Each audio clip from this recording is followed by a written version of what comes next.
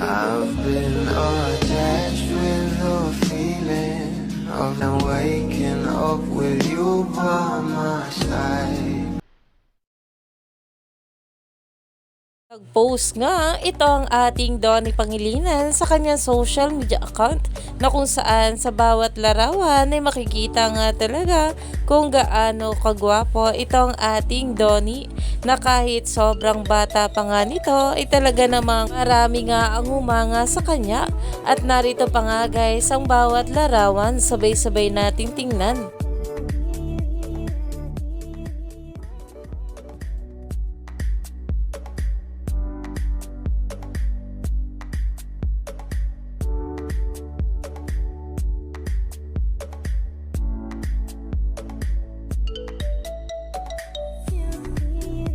Ayon pa nga guys sa caption niya dito, 2016 is back.